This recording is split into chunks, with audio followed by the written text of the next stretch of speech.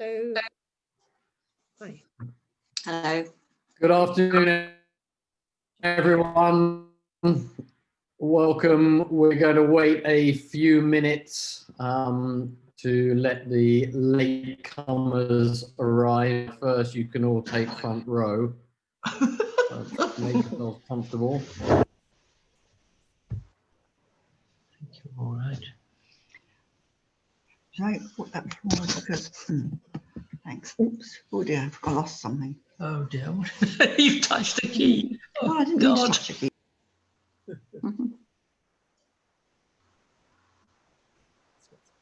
So in advance, and I'll probably repeat it more than once, I think most of you have put yourself on mute. It'd be great if you can keep your cameras on. That way we can see you all and get reaction from all of you.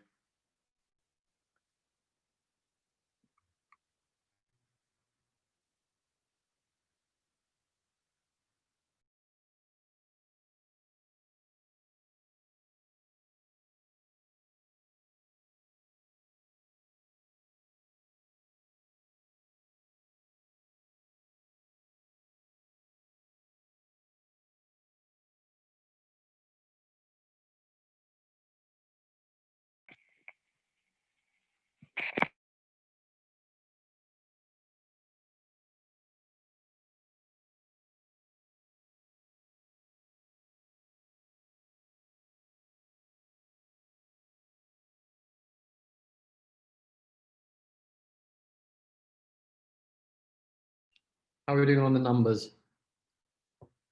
65.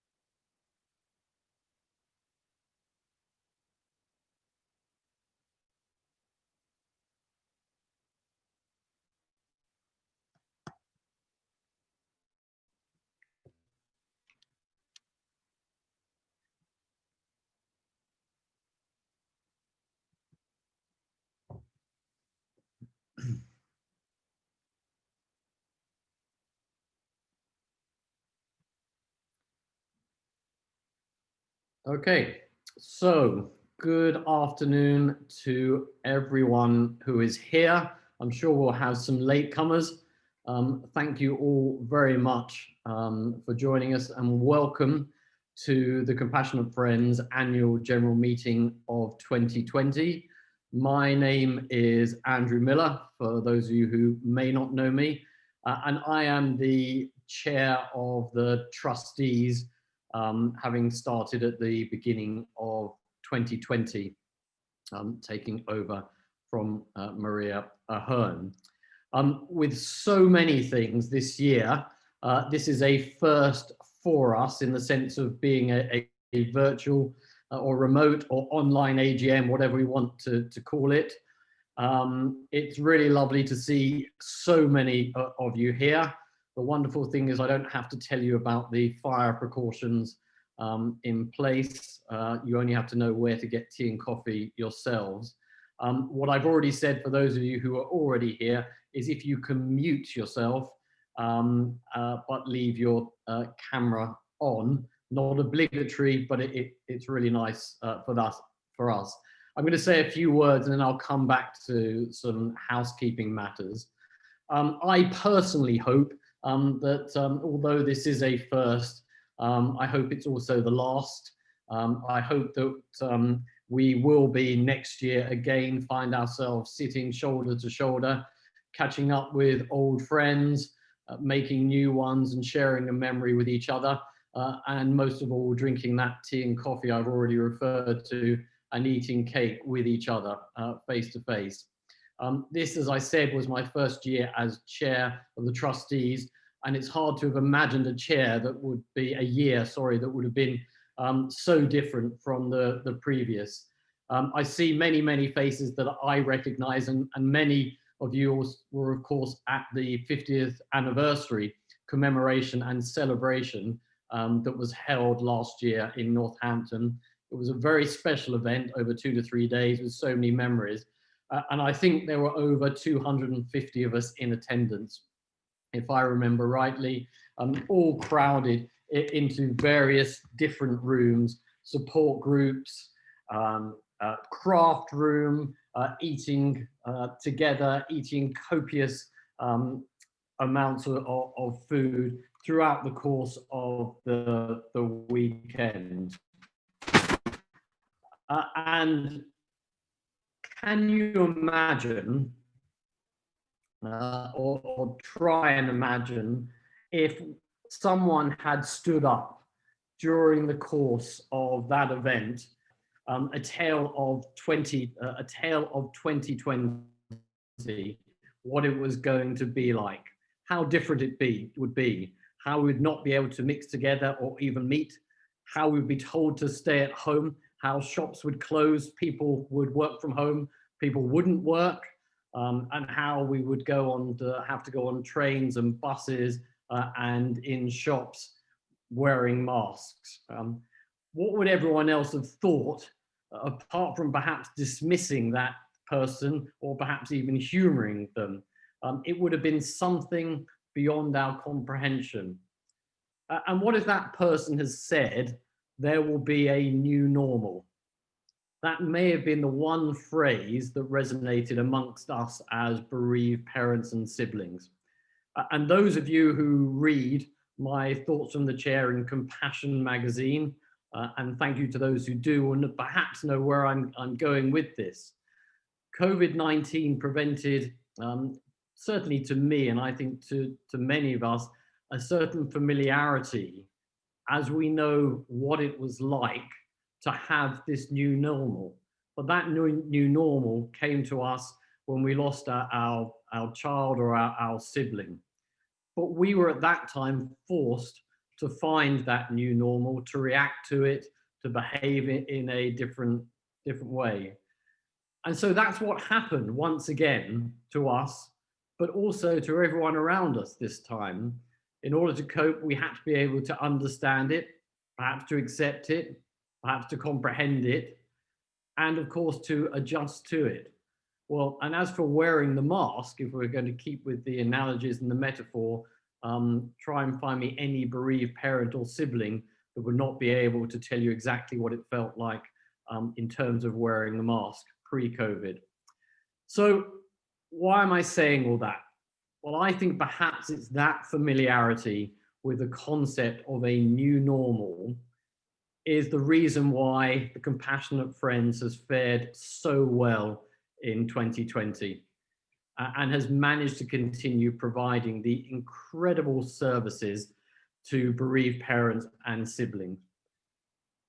Compassionate Friends, we have taken up the challenge of the new normal that has been forced upon us. We've had to accept it, we've had to comprehend it, and we've had to act upon it. And boy, have we done it well. We not only have kept the ship afloat, but sailing in the right direction and at the right speed. There are so many things that we have managed to keep going this year, thanks to adapting and thanks to putting them online just as we are online today. And that is largely due to the work of our wonderful CEO, Carolyn, and to the incredible staff who work with her, and the always incredible volunteers that assist and run the charity. Carolyn and all others involved. Carolyn is going to talk about all of those involved. She's going to go through the detail of what TCF has done and has achieved the last year. and you will hear from Carolyn in due course. There are so many of you, so please forgive me if I don't mention you by name. I know Caroline will, but my thanks and my heartfelt thanks go out to each and every one of you for what you do for our charity. And so I'd like to say something about, a few words about our trustee board. I'm often asked, what exactly does the trustee board do? And in short, we provide the governance of the charity. As a board, we effectively are there to put in place and to decide the strategy for the charity. And we are there to provide an overview of the executive, of the management and the running of the charity. And we keep an eye, and a good eye, on the charity's income and its expenditure. But one of the most important things that we do is that strategy. It's determining the strategy for the charity. And that's, this year, we've been working hard on that with the assistance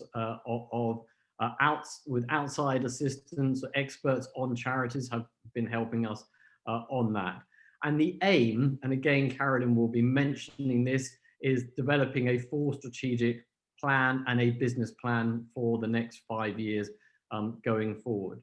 So we as the trustee board in our governance role work closely with Carolyn and others. You're going to hear from Stephen, our wonderful fundraiser, and making sure that everything continues as it's meant to continue and goes from being good to being even better.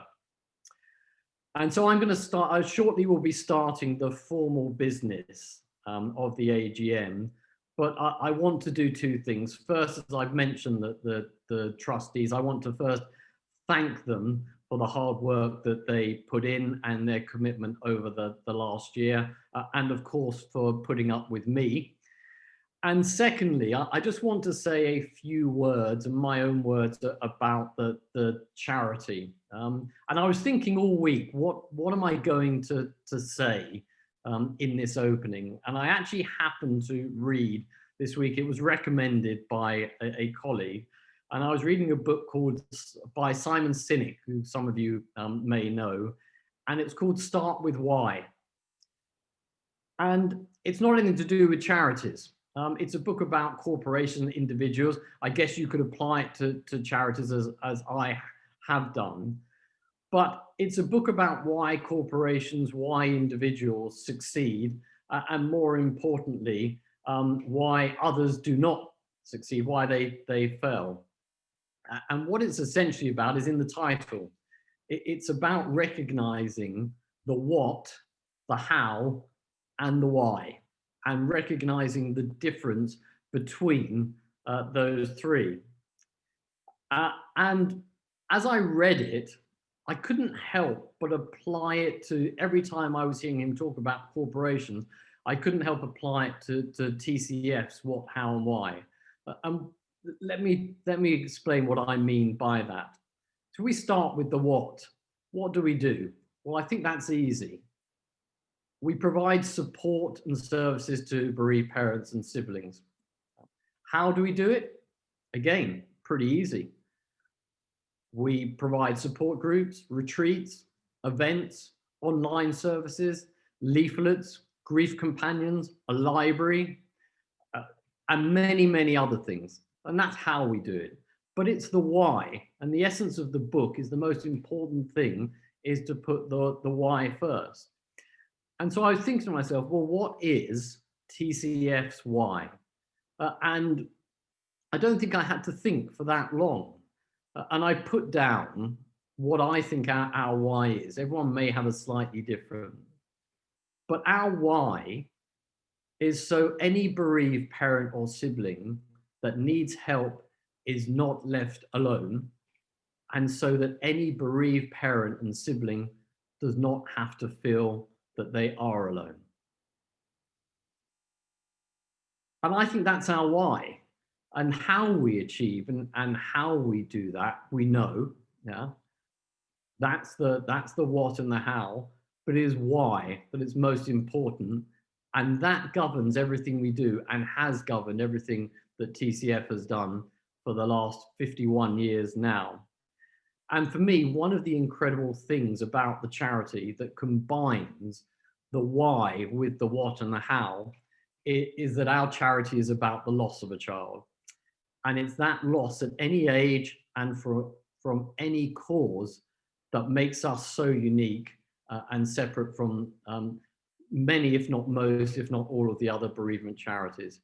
It is the loss that's at the forefront of our charity and all we do, not the cause, not the age, but the loss. And that brings me back to really where I started and the COVID-19 pandemic. It's one of those things that has really confirmed it for us. Thankfully, the pandemic has not albeit has affected everyone. Thankfully, it's not taking young people in the same way.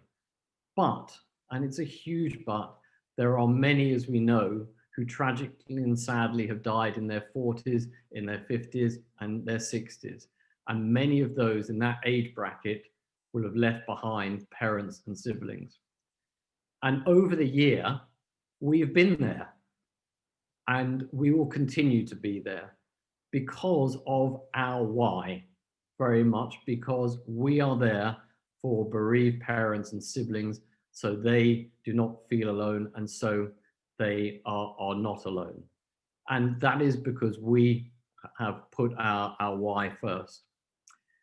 And I have no doubt that with such incredible people who are involved in this charity, and I see so many of you on the screen, that we will continue to do that going forward, not simply into 2021, but into all the years ahead. And so those are my opening words. Thank you very much for your patience listening to that.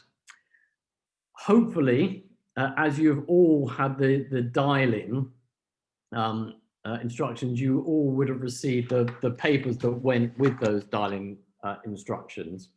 And the first thing that we are going to turn to is the minutes of 2019 AGM. And what I propose, I'm not going to take, you've had the chance to look at it, I'm not going to go through those minutes. I'm simply going to deal with matters as I've dealt with them, as we're going to deal with everything. And so here it comes to the next real housekeeping bit. What we are going to need to do is when we need to adopt things, as we're going to need to do for the minutes, is we're going to need to have a proposer and a seconder. And if I could simply ask when that happens, that you simply put your hand up separately and we will pick one of those names to minute it.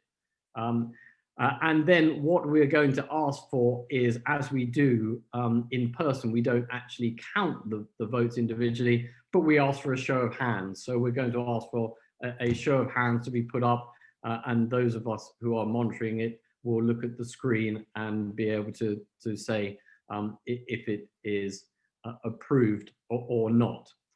Then at the end, there's only two things that we need to vote on, and that's the minutes, and we'll come to it, the annual report. And at the end, there's questions. As you are now spread out over, certainly for me, over two screens, and I'm sure for most of those of my fellow trustees and Carolyn and others who are watching, for questions, what we're going to ask is that questions are put in the chat, and I will pick the questions and I will read them out. If there's if we have time, if there's a follow-on, then we can ask for the individual to unmute themselves and maybe say a couple of words. So far, it's all going to plan. So let's try this. Let's try the first one. You've all had the minutes of it, Does anyone have any matters arising from it?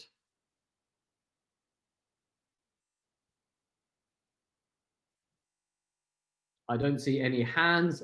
Therefore, I'm going to ask for someone to propose that we approve the minutes of the 2019 AGM. Do I have a proposer? Show their hand. Karen Ivey, and a seconder, Dina Perkins. Can I have a vote on that?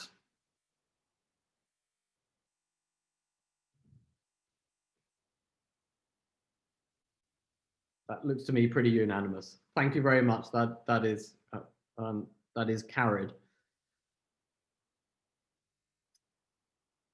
Thank you very much. You can put your hands down. We've got you all now. So I'm now going to next item on the agenda is the presentation of the annual review. I don't need to introduce Carolyn Bryce to any of you.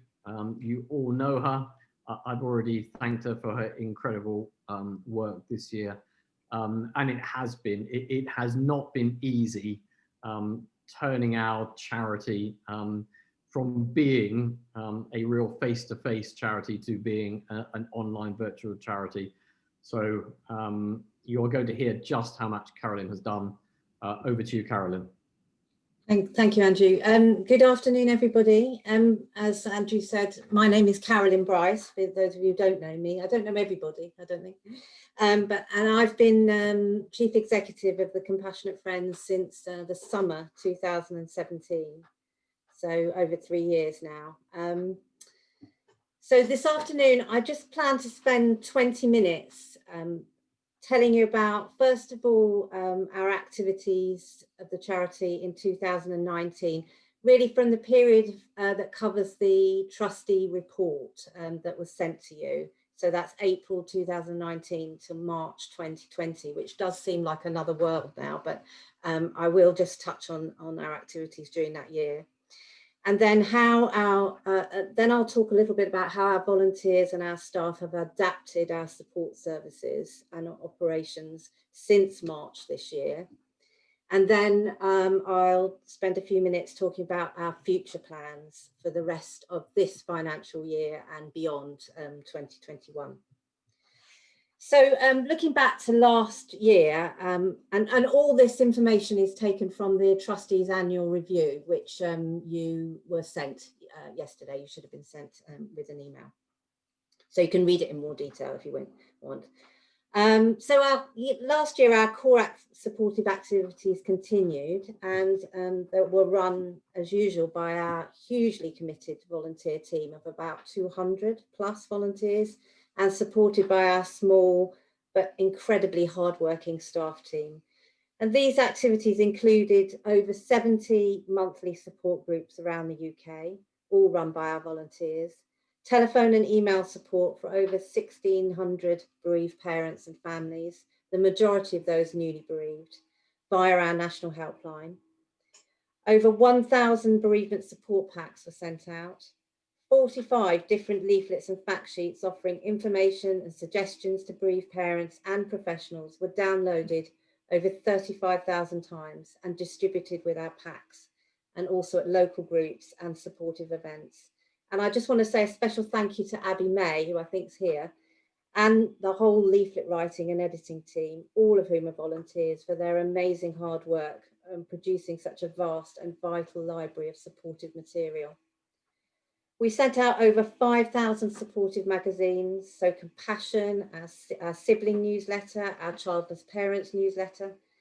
And thank you to Gina Clay, Hayley Hayes and Kirsty Franklin for their expert editorship of these publications, and also to Mary Hartley for all her contributions to Compassion and for running our unique and thriving postal library, which, if you don't know it, offers extraordinary personalised support for parents and siblings.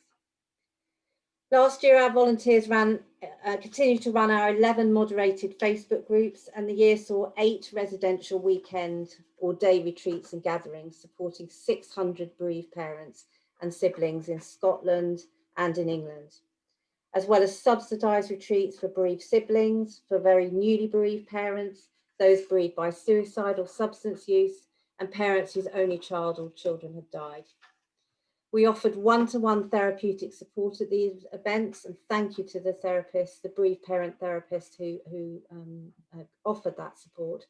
And we gave financial support through bursaries to 44 parents last year who have experienced financial hardship since the loss of their child, so that they could attend those retreats. Of course, 2019, as Andrew said, marked the 50th anniversary of the founding of TCF. And part of these commemorations included that weekend gathering of 250 last November. Some of you, as Andrew said, might have well been there to take part in all the workshops, talks, activities, and so on. Thank you to the venue. I just wanted to say a thank you to the many, many people involved in organising that landmark event for our charity, particularly Margaret Brearley, who booked all the speakers, and Jill Hardy and her team, who acted as the logistical masterminds behind the whole event. So thank you to you both, and to all the other people who are involved in organising that event. And during the year, we also continue to encourage informal meetups of parents and siblings, including the series of really well-attended monthly walks in London, organised by bereaved dad, Terry. After a successful pilot, our Grief Companion scheme was fully funded from budgeted income last year. And thank you to Joy Sebon, who did a fantastic job of coordinating the scheme in these early phases, organising one-to-one peer support to 50 newly bereaved parents in the year. In the second quarter of this year, we received confirmation that our application for lottery funding had been successful, and we were able to recruit a permanent coordinator for the scheme, Shirley Gower, who is with us today. During 2019, our digital presence also continued to expand on social media and with our regular email news. And we saw about over 6,000 visits per month were made to our website last year. We also continue to play our part in collaboration with other charities and organisations in the field of bereavement support, including making sure we're represented on the all-party parliamentary group for bereavement care in the UK, and also within the National Bereavement Alliance. We provided input into the shaping of the Parental Leave and Pay Bill, which was enacted in April 2019. And we continue to collaborate with a range of organisations up and down the country to improve support for bereaved parents and their families. And I'm very keen to work with other charities to do that. So that's a whistle-stop tour of 2019. Obviously, everything's changed from April of this year. And I just want to spend a little bit of time telling you about how we've adapted to the impact of COVID in this charity. It's really thanks to our amazing volunteers and staff that in March we were able to act quickly to adapt our operations and our services to ensure support continued for those bereaved both before and during the lockdown. And our key priorities during this time in the last 8 or 9 months have been to stay connected with the bereaved parents and families who look to us for peer support, so that no one is alone, as Andrew said, to stay connected and support our dedicated volunteers during this such a worrying and anxious time for many. And so that's what we've been concentrating on in the last 9 months or so. And of course, the need to hear from other bereaved parents and to share grief and loss together has been particularly more acute during this time. The constant news about the very many people lost to COVID and through other causes of death during the last few months has been difficult and triggering for many of us, many bereaved parents and their families, and we wanted to be there to offer our unique peer support. So our wonderful volunteers have gone out of their way this year to ensure that our peer support was there. Some of our provision, of course, needed no adaptation. For example, our national helpline was already expertly staffed by our wonderful team of volunteers, answering calls from home. And we were fortunate that through these times of lockdown, all our volunteers willingly stepped up to ensure every helpline session is covered. Our private Facebook groups focusing on different aspects of loss ran as usual, and we prioritised in April the matching of bereaved companions to try to ensure no newly bereaved parent was left isolated. Many of our local support groups during these last few months have relocated online to continue to provide the support group experience to bereaved parents. And other dedicated and caring volunteers have moved quickly to stay in touch with bereaved families through the telephone, email, by other messaging services such as WhatsApp and Messenger. And this blended approach of in-person and online local support has continued throughout 2020 as we've moved in and out of restrictions. You might remember that we were planning to have our first National Supportive Weekend for volunteers in late March in 2020, but unfortunately it was not able to take place. But instead, in April this year, we began a series of well-attended meetings online for all our volunteers, offering opportunities for us to all stay connected, learn about moving our services online, provide information on the impact of the coronavirus on bereaved families, and hear from guest speakers in the bereavement support sector, as well as offer a forum for volunteers to discuss experiences and challenges during these times. Also, as a result of COVID, we had to postpone all our planned 2020 weekends and in-person retreats to 21. So instead, we established a series of online events, really virtual support groups for parents bereaved in specific ways or for those in differing circumstances. For instance, a group to loss to suicide, loss to cancer, group for bereaved fathers, a group for a loss of a baby or very young child, a group for parents who've lost their only child or all their children, as well as an online support group, especially for adult bereaved siblings. All online groups were facilitated by our amazing volunteers, some of whom are here, and have been expertly coordinated and supported by Sharon Rose. Feedback on these online support groups has been exceptional, and we have continued to learn and adapt using participant evaluations. In August 2020, we also began a series of online talks by bereaved parents and siblings, offering their personal reflections on parental and sibling loss. These have been a really successful edition with over 130 attendees at each talk. They've offered the bereaved an opportunity to come together online and find understanding, comfort, support, and hope from listening to unique individual perspectives on grief and loss. We've recorded each talk, so many more have listened to the speakers in the weeks and months after the live event. And we now have a kind of YouTube channel with these talks on it. Thank you to Sangeeta Marjahan, Maria Ahern, Kathy Rensenbrink, and Andrea Corrie for being our first 4 guest speakers.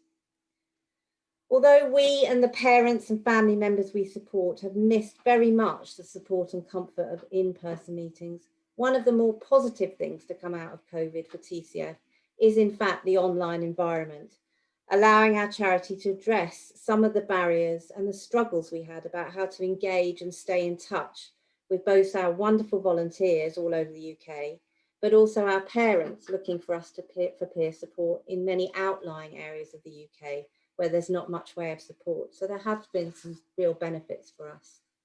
So just finally, something about our plans for 2020 and 21. As Andrew mentioned, we've been working hard, and we will develop towards the end of this year and the beginning of next, a costed strategic plan for the charity to take us from 2021 to 26. We've already begun and almost completed the research which will underpin this plan. This includes research covering the bereavement support environment in which we operate and also statistical trends. We've also conducted a survey among a sample of the parents and family members we support, much of which will provide the basis for the direction and the growth of our services over the next 5 years. Although we have already we've identified some key areas for development, including, for instance, developing diversity and inclusion within our charity, increase the geographical areas that we need to target, increase support of our volunteer teams. We need some more general communications and also digital communications expertise. And we need to increase our resources for supporting siblings. Also, as we grow and develop, we need to invest in IT, and that will be part of the plan. We have actually this year completed a move to the cloud computing in our office, and during this current year, but we still have work to do on other aspects of IT for this charity, including updating our website, which is currently ongoing, a new database, and increasing our skill and experience in all aspects of digital communications and social media. Also, with lottery funding for 3 years, and with the appointment of Shirley Gower as Grief Companion Coordinator, we can continue to develop and grow this important element of peer-to-peer support, particularly focus on the newly bereaved parents who are isolated and have no local support accessible to them. Shirley has already made a huge impact developing training and support for our volunteer grief companions on the promotion of the scheme and using feedback and evaluation to improve its operation. So thank you hugely to Shirley for all she's achieved in just under the 6 months she's been with us. We'll also use 2021 to develop specific teams of supporters for specialist peer support. And we've already begun this, starting with the Bereaved by Suicide team, who've already started to offer initial support and understanding and sometimes ongoing support to newly bereaved parents whose children have died by suicide. We all know what a relief it can be to talk with someone who understands your particular loss. A similar supporter team has been established already for bereaved grandparents, either for parents whose child has died, leaving a grandchild, or for those who have suffered the loss of a grandchild themselves. Other supporter teams are planned for childless parents and for parents bereaved of a child with complex needs or disabilities. This model of supporter teams allows us to ensure that the volunteer teams receive support and mentoring from TCF staff and through regular peer contact with their team, with discussion and peer support from sharing with their team. And it seems to work well. Also in 2021, caring for and supporting our volunteers will continue to be central to the direction and the expansion of our charity. Support for our wonderful 200+ team of volunteers and recruitment of new volunteers to join our team remains a priority. This year and into 2021, we will begin to recruit a team of geographically based volunteer coordinators who will work closely with our existing volunteers in their region to develop and build our peer support. These coordinator positions will be paid, and some of you may have seen we have already begun to advertise and recruit in Scotland and Northern Ireland, and also for Northern England. But we will also continue to bring our volunteers together regularly for support and sharing of best practice, both online and in person when it's safe to do so. And of course, when it's safe to do so, we will plan to return to a programme of in-person retreats and gatherings and our informal events too. But as I said, we're certain that online support is also here to stay, and we will continue to offer support groups and opportunities online to connect and find understanding and hope together in a kind of blended approach. Finally, I'd just like to take the opportunity to warmly thank, firstly, all our 200+ volunteers, including our trustees, who all do this work voluntarily. And you all humble me constantly with your dedication, your commitment, your knowledge and experience. Each one of you strive to do your very best, I know, to support bereaved parents, siblings and grandparents. Offering our unique peer support, what one of our founders, Simon Stevens, called the elixir of hope, which is such a lifeline. We would not have a charity without the many ways you contribute. It has been nothing short of miraculous about how, in the midst of all the difficulties, challenges and worries of 2020, you've been able to continue wonderful work to support others. And I feel it's very much together as a volunteer and a staff team that we've been able to learn as we go along during this time, learn from each other, and thus make the adaptation to our services and support with so much success. So from the bottom of my heart, thank you. And really, finally, I'd like to say to the amazing staff team at TCF, who've been so incredibly hardworking and putting in long hours over the last 9 months. For a national charity to just have 7 part-time staff and do all that we do is incredible. It's been an absolute roller coaster of a year in totally uncharted waters. Buzz de Villiers and Charité Nkuzi, our administrators, have from their home offices now continued to be the engine of the National Office of TCF, responding efficiently but with kindness and care to all the challenges we have faced. They've been assisted this year by Karen Ivey with huge enthusiasm. Sharon Rose has performed a 336-degree turn in her role, from running in-person weekend events to now planning and coordinating the 50 or more specialist support groups we have laid on since the first online group for bereaved fathers ran on the 5th of May. Her support and care for the volunteer facilitators and group participants has been amazing. And of course, Stephen Armstrong, who you'll hear from later, our amazing fundraiser, who's worked tirelessly, methodically, and with huge skill to find the resources and funds we needed to grow and develop this charity. We've also been so fortunate, as I said, to welcome Shirley Gower, our grief companion coordinator, who in 6 months has already made a massive impact on the growth and development of this befriending scheme. And finally, Ruth Mercier, who since taking on the additional role of volunteer manager, along with our helpline manager hat, has continued to work with our volunteers with sheer determination, enthusiasm and drive, but always a good sense of humour too. She always has the well-being, care and support of our volunteers at the very centre of all she does for this charity, and we continue to be hugely grateful to her. We have a fantastic team, both our volunteers and our staff. And of course, there are always ways we can improve, always ways we can develop. But I am so very proud to be CEO of this charity and to have the opportunity to work with such wonderful people and to know that we are all making a difference to the lives of many bereaved parents and their families. So thank you. Thank you very much, Carolyn. Why don't we do something that we haven't done before? We do it if we were there. Unmute yourself and let's thank Carolyn and the staff and all of you volunteers. So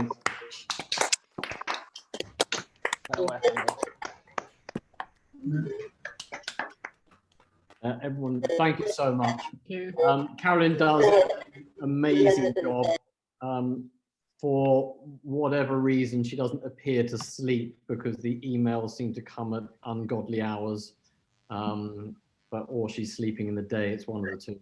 We haven't worked it out, but she does a lot more than we expect of her, and we are incredibly grateful. But as she says, she could not do it without the staff and without the volunteers. So thank you to you all. And that segues very nicely to the next person, who is Nigel Taylor, who runs our finances in terms of putting an accounting view. He's co-opted onto the trustees. I'm not sure how many years you've been doing it, Nigel, certainly before I became involved in the trustees. How many years is it? I've forgotten. I think it's about 8. 8. So you were about 25 at the time. Absolutely. Yeah. But we are incredibly grateful to Nigel, and he is now going to talk us through the finance report that he does assure me will be the high point of this AGM. Over to you, Nigel. Thank you, Andrew, for your very kind words. At least I think they were kind. Okay, so I'm going to, rather than looking at my face, I'm going to share my screen so that you can see some slides. There we go. That seems to have worked, hopefully. So I know that for many people, the prospect of looking through the financial statements is pretty grim. They're now up to 12 pages. But what I wanted to do is give you a quick spin through some of the key highlights from the accounts so that you can go away with at least a good overview of where our finances are. And some of you will be familiar with this chart. I've shown it a number of times, but it's really making the analogy that although there's 12 pages of detail in the accounts, in concept, our accounts are really just like an individual's finances. We have certain items of income, just as you as individuals do. We have expenditures, just as individuals do. And then we have savings, which in charity terms are called reserves, but that's really all reserves are. They're just our savings. And I think it's a lot easier if people think of charity finances in those terms rather than getting too bogged down in a lot of the detail and a lot of the terms that are used, which are particular terms that we're forced to use by financial standards. So let's get down to the nitty gritty. This is the what happened in the year to 31st of March. And just carrying on with that concept, you can see here that we started with a certain amount of savings or reserves at 31st of March last year, and that was about £286,000. So that's, if you like, what we had in the bank account. And then mainly through Stephen's efforts, we had income of £472,000, and we spent less than that. We spent £402,000. And what that means is that we had a surplus because we had more income than we actually spent, and that surplus goes into reserves. So that figure, 31st of March, has had that surplus added to it to give us the reserves of 31st of March 2020, which are about £355,000. But that's all very well, but I think it's also useful to put the figures into context so you can see what's happened in terms of our finances over the years, but also where we sit at the moment. Obviously, with the various issues associated with COVID, there are some challenges for us. So I wanted to begin with this chart, which again, I've shown different versions of it over the years, but it shows just our expenditure in the year to the 31st of March in each of these years. And I think it's a good chart because it shows just how far the charity has come. And if you look at this figure here in 2015, our expenditure in the year was just over £150,000. And you roll forward to 2020 and we're over £400,000. I mean, the expenditure and the size of the charity is 2.5 times what it was in 2015. And when I was preparing these notes, I just wondered how that compared to some companies. And of course, one of the companies that we all know and has done very well out of COVID is Amazon. And although our growth rate isn't quite as good as Amazon's, it's pretty close. We have grown enormously over that 5-year period due to the efforts of all the volunteers and obviously Carolyn and Stephen as the fundraiser who's been raising money to help us have that level of expenditure. So that's where we are on expenditure. And this chart, just for the last 5 years, adds in the income and the reserves. So those dark blue lines in the middle of each set of 3 are the expenditure which were on the previous chart. And then the light blue bar is the income in each of those years, and the green bar is the reserves at the end of each of those years. And there are a few things that I think worth highlighting on this chart. The first issue really is to look at the volatility of this light blue line. The reality is that we know fairly well in advance what our expenses are going to be. We can budget for them. We know broadly what they're going to be. The challenge we have on the income side is that we don't really know what the income is going to be each year. And you can see that here with that light blue line going up and down and up to these higher levels. And a particular feature, an illustration of that is 2019, where you can see this bar just here, because we suddenly and unexpectedly got a legacy of over £70,000. We had no idea that we'd been left this money under a person's will until the executor contacted us. And perhaps another most notable feature is that you can see that our income this year was actually a couple of £1,000s larger than last year, despite the fact we had that legacy last year and we didn't have a legacy this year.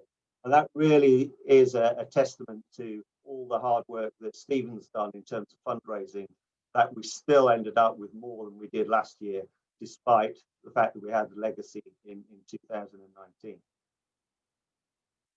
The other thing I want to just briefly touch on is the reserves, the green line, the savings we have. And you can see that back in 2017 and 2018, our expenditure was more than our income, in some cases by quite a big margin. And we used our reserves to cover that difference. And that really highlights the reason for having reserves. It's so that we can plan our activities, we can carry on growing our activities, and not overly worry about whether the income will exactly cover that expenditure or not. And you can see that that's just what we did in 2017, 2018. We used our reserves to cover the extra expenditure over the income that we received. And that's really highly relevant in the current circumstances, where you can see the level of reserves we've got there as we go into this financial year. Of course, there are many challenges. Again, we've a fairly good idea what our expenditure is going to be.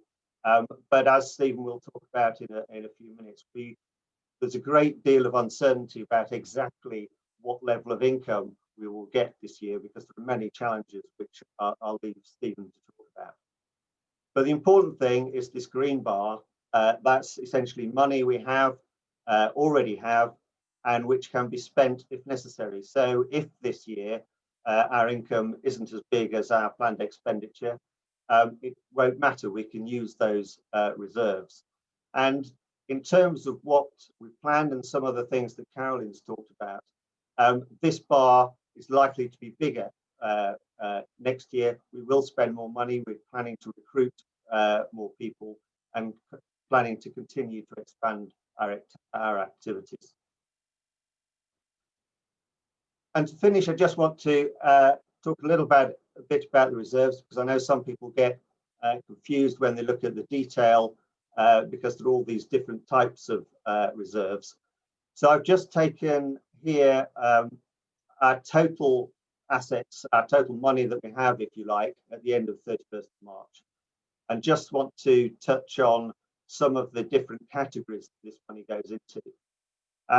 The first one is this red one, which is called restricted. And that's monies that people have given to us where we have to use them for particular purposes. And the best example of that is the National Lottery grant, which we have to use for the Grief Companion project. We can't use it for anything else. And so that's classified as restricted. You'll also see in the accounts that we have an item for local groups, which is all the local groups and all their individual bank accounts. And then there's quite a large item for volunteer support, which is the legacy that we had last year, which we allocated to be used for providing support to all the volunteers. So we've put that, if you like, in a separate bucket, and we intend to use it for that purpose.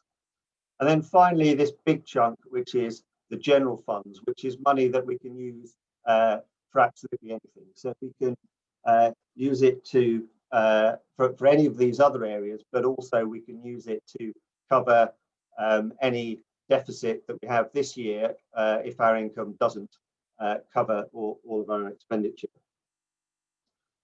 So that's really all I wanted to say, other than to reassure you that we're in a strong position financially, and that whatever gets thrown at us over the next year, it's not we will be able to continue with the expansion plans that Carolyn's talked about, and carry on providing the same level of service and higher levels of service as we have over the past year.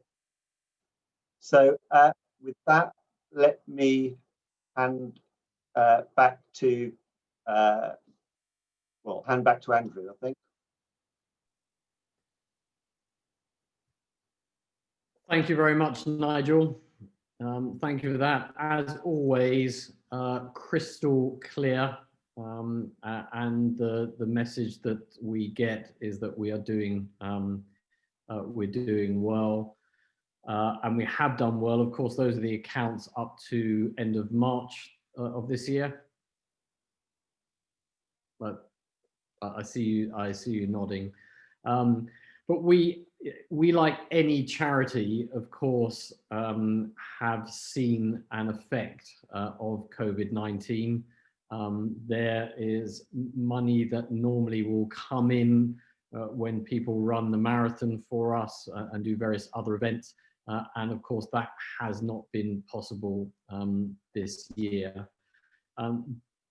But we're going to hear from the person who is really the most amazing fundraiser for us, and we're incredibly lucky to have. Before we go to Stephen, I think what Nigel has shown us, and looking back and looking at his graphs, etc., is we are a charity that has made sure and taken a lot of care and put a lot of attention to making sure that we have reserves.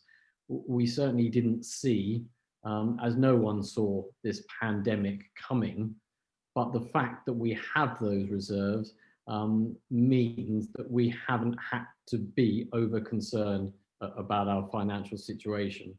And that really has paid off and continues to pay off. But although people are not running the marathon, people still are providing income, and we still have, I think Stephen has now been with us 3 or 4 years, and Stephen, as a professional fundraiser, has done absolute wonders for the charity and continues to do so. So I'm going to hand over to him, because I know you all want to hear from Stephen what he did in the financial year that this AGM is relevant to, but also what's been going on in 2020 and his views on how it looks going into 2021. Stephen, thank you for joining us. Over to you. Thanks, Andrew. Good morning, everybody. So good afternoon. It is just morning here, but good morning to you. I should have said Stephen's joining us from Uruguay. Yeah, I am in Uruguay, so I'm 3 hours behind, but so it's just morning for me now. But great to be here. Thanks very much for having me. And I'm also going to attempt to share slides. Whether I'll be as proficient as Andrew, who knows? But let's have a go. And sorry, Nigel, not Andrew. Okay. That looks quite good, doesn't it, so far? Does it? Okay, so I'm going to talk a little bit first about the highlights of fundraising for the year 2019 to 2020. And then we'll look a bit at the future for fundraising and the challenges in the future. So 2019 to 2020, we had a target of 160,000 for funds raised primarily from grant making trusts, but basically it's the income which I try and raise from trusts and foundations, sometimes also from the corporate sector. And we had a target of 160,000, which we managed to exceed by over 11,000. As you can see, the target before that, the previous year, was 80,000. So the target, the trustees are very tough. They decided to double my target for the year ending March 2020. But we exceeded it, which was great, which allowed us to, as Nigel showed in his slides, to gain more in terms of our savings, our reserves. But also, if you look at that, the next item where it's exceeded targets of fundraise from fundraising and challenge events by over 40%. And by these, I mean events which are primarily for fundraising. So it includes things like Andrew said, the London Marathon, cycling, swimming, walking, cake making, coffee mornings, raising money on Facebook for people's birthdays, all sorts of activities. And people were very proactive and they did a lot, which was fantastic. And then we also exceeded by 8%, the third item, our target of £45,000 from donations from individuals, which is again a fantastic achievement. So as you can see, we had quite a successful year last year, the year ending March 2020. And remember, if anyone's got any questions, do remember to put them in your chat box, by the way, if you want to ask me anything at any point. So for the challenge, we've looked about revising downwards our targets for this year, leading up to the end of March 2021, especially for fundraising and challenge events. We've lowered it by 49%, because as you can appreciate, lots of those mass participation events have not been able to take place. Some people have been brilliant and they've continued to raise money virtually by doing virtual marathons, virtual walks, virtual swims and things like that. But it by no means is going to make up for what we achieved last year. And individual donations we've revised downwards also, as the economic impact on people's pockets affects their ability to give, and so we've had to lower our targets downwards for this year. The second item where it says funds and grant making trusts, that's increased from 160,000 last year to 220,000 this year, and we've kept it at that level of 220,000. That hasn't been revised downwards yet. And I'm over halfway for that now with banked and pledged income. So we've still got, is it 4 months to go, 5 months to go? So hopefully we will make very near that target. And my future plans really are to help the plan which Carolyn outlined. So my job really is, once the strategic plan is costed and budgeted and we know all the facts and figures, then I can go ahead and hopefully get funding for all the different aspects, well, some of the different aspects of that.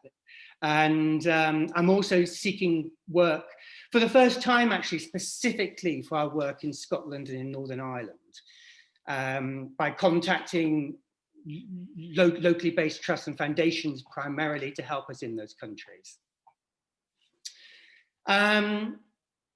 So that's it really. What I want to say though, going back to the first slide here, this exceeded the target of 160,000. I could not do this. I could not make this achievement without the support of the volunteers and my colleagues in the staff team for reporting back, for letting me know, for feeding back, for offering reports and letting me know what's going on, because without their input, I can't report back to donors, I can't do an effective fundraising application. So it's very important that as a team, we work together so that I can approach different funders in the full knowledge that of all the successes and the challenges we faced over the year. And I'm back now without, I've stopped sharing. Yeah, you can see me at the top. But I just want to say that, just to finish really, and because it's going to be a challenging year with the fewer people running and participating for us, that I know I'm the official fundraiser for TCF and I'm very proud to be that. And what I like about it is I can see the money I raise, what it achieves. So that's fantastic. But I think it's important to say that actually all of us here on these 2 screens, 3 screens, we are all fundraisers for TCF. And I think if you come across anyone in your day-to-day life, a company perhaps who your friend works for has a Charity of the Year scheme, a friend might say to you, oh, I've got a little foundation which might help. Your faith group might collect funds at the end of the year and wish to donate. You might have a club which raises funds. You might know people who are members of Rotary, Roundtable, Lions clubs, and so on. All those organisations. So just be aware that TCF needs money. There are organisations out there which I can't necessarily reach. You and your communities might know far more than I do. So feel free to contact me at any time if you think you might have a local contact. And together, hopefully we can achieve our target for this year and going into the future to fund the strategic plan which the trustees and Carolyn wish to produce. And apart from that, I just want to say thank you. Thank you to all you do in terms of fundraising as well, and feeding back to me if you run a local support group, or you do some fundraising yourselves, or you make a donation yourself. It's very, very valuable. So thank you very much. Back to Andrew. Thank you so much, Stephen. Really appreciated. But I'm going to tell you off for being too humble. It is quite incredible what Stephen does. I like very much the line that the trustees are really hard on him and double the target. The truth is, the trustees doubted it was possible. We doubted the first year that Stephen would bring in the 80,000. And when in the second year he said, I will get in 160, we really wondered where he was coming from. And I know that Nigel grilled him quite a bit on that. So, humble is his modesty is his middle name. It's quite an incredible achievement when you consider that we are not a multi-million pound charity, and you see the percentage of our income that now comes in via trust, etc., and comes in thanks to Stephen. And to be able to, as he is confident, and I'm confident in his confidence, to be able in this year to meet that target of 220,000 is really quite incredible and deserves recognition and our gratitude. And he does it, for those who don't know, this is the wonder of technology. Stephen is based in Uruguay. Sometimes he has to get up early to be there when the day starts in the UK, but he handles it as efficiently from there as he did when he was based in the UK. So certainly from all of us, from the trustees, Stephen, thank you very much, and we hope this relationship with you continues for many years.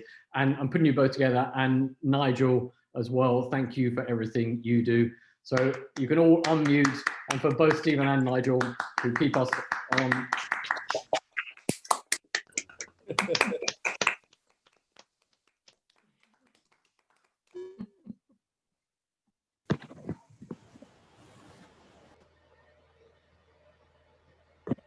You're on mute, Andrew. I don't know who did that. It wasn't me. Probably was me. Thank you, George. If that was George, I didn't see you. You will have received let me put it on screen, this document, hopefully. And that is what we have to vote on and adopt. That would have come with all your details, etc. Hopefully you've had a chance to look at it. In the time that I've been involved with Compassionate Friends, that has gone from being quite a document to being the detail that we now see. So if I can have a proposer to adopt the annual report and review of TCF, Melian, a seconder, Melian Mansfield, and a seconder, George Byrne. And could I have a show of hands for all those who are in favour of being adopted?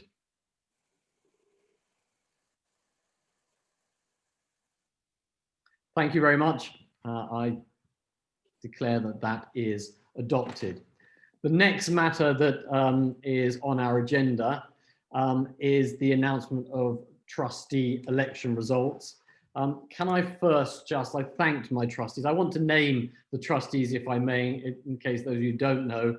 There's myself as the chair, Sue Hughes is vice chair, George Byrne is our secretary. We have Gina Clay, we have Warren Weiss, Margaret Brearley, Maria Ahern, Millian Mansfield, Nigel Taylor, as you know, Jill Hardy, Sheila Phillips, and Jen Hughes. And I think if I haven't, someone tell me if I've missed anyone out. I think that's all of us. There was an election, as I'm Warren. sure. I said Warren. He said me. I did. But I think I've got everyone. I think if I haven't, I'm really sorry. But we had an election, and 4 of the trustees stood for re-election and were re-elected. And they were Jill Hardy, Sheila Phillips, Jen Hughes, and George Byrne. And I'm delighted that they will be coming back onto the trustees. And we have 2 new trustees, Nisha Shah and Ken Barkley, who have been elected to be trustees and will attend their first trustee meeting in January. So I'd like to extend a very warm welcome to both Nisha and Ken. I know Nisha because we met at the first support group that I went to, and I've had the pleasure of having a couple of discussions with Ken, and I look forward to very much to working with them going forward. So that's your trustee board. It's 3:12, so we haven't done too badly because the agenda told me that it was 3:05 that we get to questions and comments. So I see, let me have a look. There's a lot of thanks in there, and personal thanks to Stephen for the huge impact your fundraising has achieved. That's from Sue Brooks, thanks for that. Thank you to me for explaining that Stephen is in Uruguay. That's from Marion Cameron. And a congratulations to the new trustees. So now this is your chance. Any questions, please feel free to put them in the chat.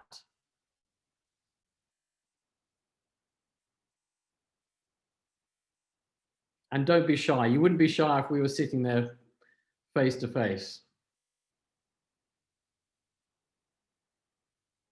I should say the questions can go to any of us, any of us who have spoken at all.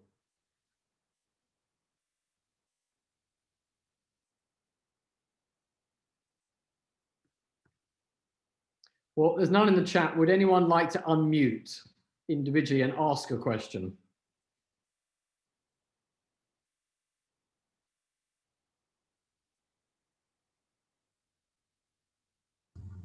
We are right.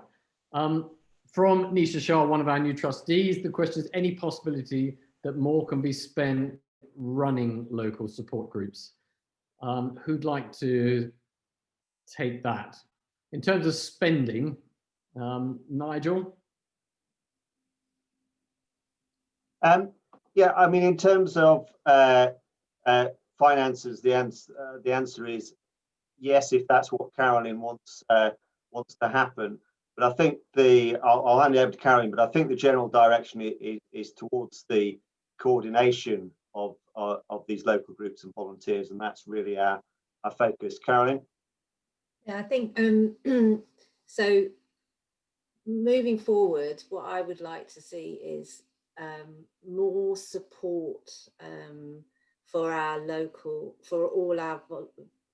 So Nisha, we are bounded, if you like, because we're a peer-to-peer support. All our support group facilitators are bereaved parents themselves, so they have to come forward, or we have to recruit them, and they training, support, coordination, motivation, and we used to run that because otherwise what happens is that people, if they're not supported in their volunteer role, the group can fold because they can feel very isolated. So I want to make sure that every volunteer running a local support group feels that they are well supported, they are part of a team, they are not alone, and that they have had some training to do it. So yes, I mean, going forward, it's one of the key ways that we support people. And I think support groups are brilliant ways to support bereaved parents. But, you know, we have to have the volunteers coming forward, and they have to be supported and trained and looked after, basically. So the idea is we had a series of volunteer regional coordinators, which were all voluntary, which did work really well in terms of offering support to our bereaved parents. But because we've grown so much, that role now is it involves a lot of commitment. And it's very difficult to recruit volunteers who will do that role, who will support, train, recruit new local group facilitators, because they're doing, you know, they've got other things going on in their lives. So that is why we set up a series. We want to recruit kind of regional volunteer coordinators to do that as a paid role. And I think it's a very useful question, because when we have them in place, it's going to be part of their role to identify to us, look, I think this group could do X, Y, and Z, but they may need some funds to do it. And so I think that's how it will develop. And every support group that's new support groups that start, we always will fund the initial startup costs. So, and then we do try to, you know, encourage our volunteers to fundraise, which can be a really good thing to do as a group anyway, to support the venue and so on. But yeah, I'm really keen on groups. Thank you, Karen. Liz has asked, with respect to using Amazon Smile, how much money does this raise, and should it be highlighted more? I remember seeing the figure. It's not that much, is it? Because the percentage is so tiny. Yeah, it's about 0.5% of eligible. It's no more. It's several hundred a year, isn't it? Yeah, I mean, we could. Yeah, if more people used it, we could. Yeah. And obviously this is the peak time for doing it. So quite often this quarter is quite high. Yeah. It's something that should be used. It'd be really nice if Amazon could be more generous, but I guess, you know, it doesn't matter. The fact is, I agree that if more people are made aware of it, and maybe we could put that on Facebook or whatever, perhaps a bit more often. Sharon has asked if there's any way that TCF cardboard coin boxes could be sent out, because she finds it easier to collect coins that way. I think a lot of people might feel that if they well, in the days when people could come to your house, if people came to your house and saw a box, they might drop some coins in. So that may be something for us to think about. Rosie Wilson says, I'd like to say that I feel really well supported by Karen and her team. This enables me to run my support group with confidence, and thank you. I'm sure Karen appreciates that. So, Milian, I saw your hand was up. I was going to propose the adoption, and I also wanted to say which I have in the chat now, to Stephen and Nigel, to thank them for two really amazingly clear presentations, because I've had many in my life, and those are the clearest I've ever had, and I've Okay. Thank you very much, Milian. Any other questions from anyone? Can I then say something adding to what Stephen said? And what he said is he gets a lot of help and assistance in terms of feedback as to what's going on in communities, because he can then tell the trust what's going on. And as I understand, a lot of trusts like to feel that there is a place or location or group or something that is using it, rather than just going to the whole charity. So if everyone can keep doing that, but also we, as always, despite having a fantastic fundraiser, we always need funds, and that should be the message going out. I've said at our retreats, I've said at the AGMs before, and alike, we need to spread the message. We need to get at the forefront that, like any charity, no donation is too small, but equally no donation is too big.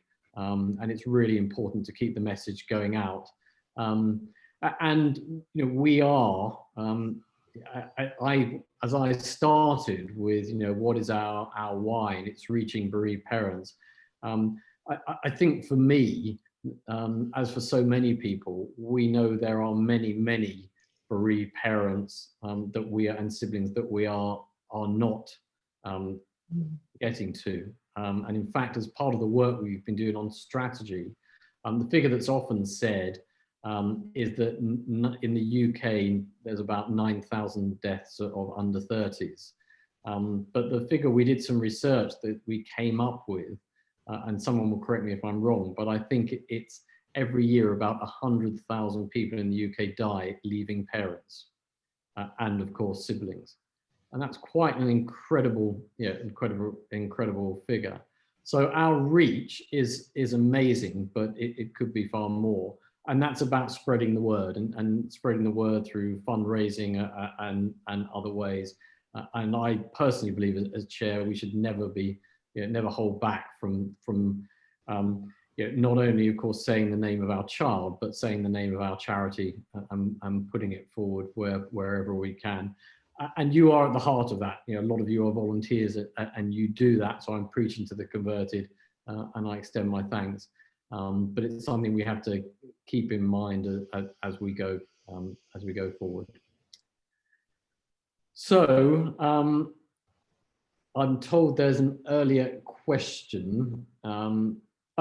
From Maggie Hancock. Would TCF consider going into schools and youth groups, obviously after the pandemic? Maggie, you may want to say in what respect?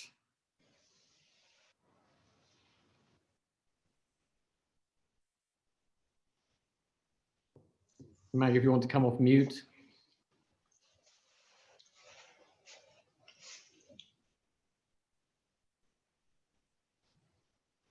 I can't actually see Maggie.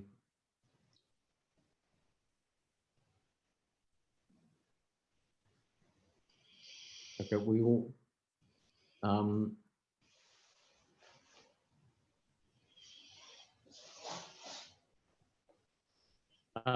Marie Best has asked, do we know of other retail outlets or stores like Waitrose who offer funds to various charities? Do Sainsbury's do it, for instance?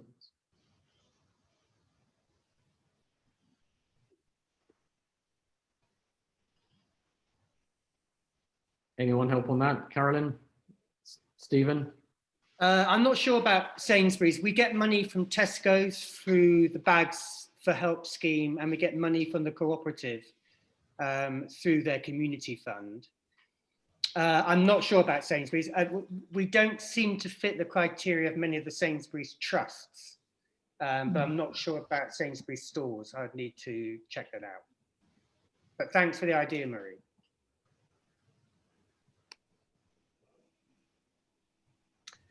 And we have from Marion Cameron, please consider car stickers again.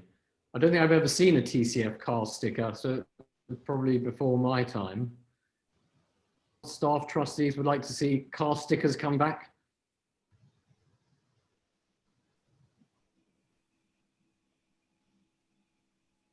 You just have to sometimes, I think, be careful with things like merchandise that in the past, quite a lot of the charity's money was tied up in overstocks of merchandise items that would just sit there when we could be using that money to support bereaved parents. So we're quite careful now on the kind of merchandise that we go for, really. But yeah, I remember the car stickers. We certainly will consider them. Okay. Right. Okay. Well, thank you very much, everyone. It's as I said, it's the first online one we've done. Let's hope that this time next year it's again a different world that we're all sitting in and sitting together and saying hello and looking back at this year as hopefully being somewhat of a distant memory. But I really appreciate everyone making the effort to attend. What it has shown, not just for TCF, but in our work life and alike, it is just how much we can use the online, whether it's Zoom or another platform, and that won't go away because one of the questions about groups, we can't reach every corner of the UK, but we can just about reach anyone who has an internet connection and has the facility to connect to that internet connection. And so what it's going to mean going forward, and this is going to be part of the strategy, it's not going to be just about the physical groups, it's going to be about online groups as well.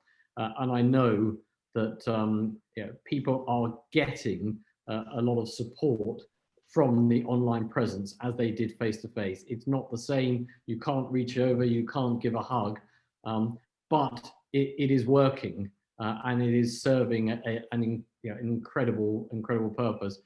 And I'm sure the staff and the trustees agree, that won't disappear. It's not going to be, okay, we pack up the computers. It's going to be a combination of both. And that is that really is the best of both worlds going forward. And on that, I'm someone who is very active on LinkedIn. I'm personally not on Facebook, but I will post this, the fact that I was attending the AGM. And if everyone does that, it is quite amazing how the word gets out. And it's all about the name TCF and the Compassionate Friends being known out there when Stephen makes contact with funds, that they already know that name. And that's what it's all about. Or when individuals are asked for some money, that they already know that name. So don't hold back. As I've said already, and I'll repeat, we very much believe in saying the name of our child or our sibling who's no longer with us. We should also say that for TCF as much as we can.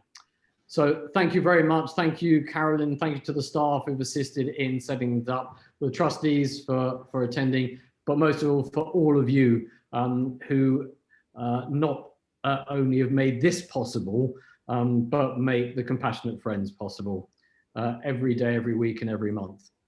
Andrew, could we take a photo, do you think? That is a very good idea. So everyone smile. If you're okay with the photo being whatever you'd like to do. If you're not okay with it, just turn your video off. Or, yeah. I have to take a couple because you're on 2 pages. Some of you looking very serious. Okay, thank you so much indeed, everyone. Enjoy the rest of your weekend, and we will see you in 2021. Thank you. Thank you.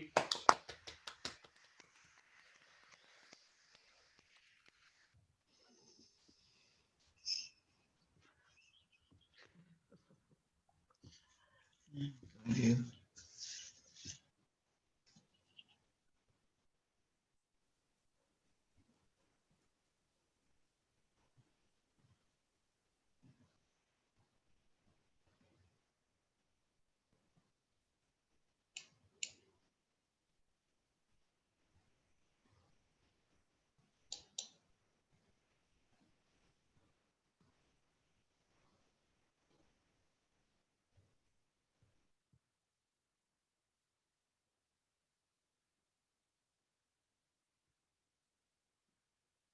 Carolyn, do you want to stop the recording?